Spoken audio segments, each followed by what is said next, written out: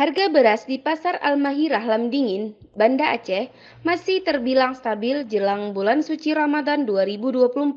Berdasarkan data dari Badan Pusat Statistik atau BPS, mencatat harga beras alami kenaikan di 179 kabupaten kota di Indonesia. Namun, untuk wilayah Banda Aceh masih terbilang normal. Hasil pantau jurnalis Puja TV di Pasar Al-Mahirah pada Rabu pagi 28 Februari 2024, harga beras di tingkat grosir masih terbilang normal.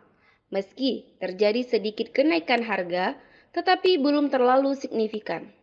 Salah seorang pedagang beras di Pasar Al-Mahirah, Heri mengatakan, saat ini kenaikan harga beras sekitar Rp3.000 per karung, baik ukuran besar, sedang, dan kecil yang berjumlah 5 kg.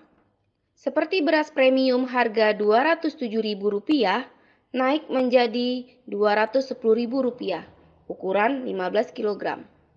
Begitupun pada beras medium dari harga Rp197.000 naik menjadi Rp200.000 per 1 karung ukuran 15 kg. Saat ini, warga banyak memilih untuk membeli beras bulog dengan harga yang relatif murah, sekitar Rp57.500 untuk ukuran 5 kg. Mediumnya 200 besarnya.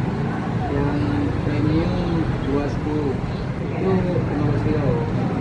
Minggu ini ada kenaikan yang pertama 3.000. Premium atau yang Kalau pribadi peminatnya kebanyakan beras 200 gram bulog 57.500. untuk beras apa tuh bang? Bulog 5 kilo yang. Dari Banda Aceh, Lala Nurmala melaporkan untuk Puja TV Aceh.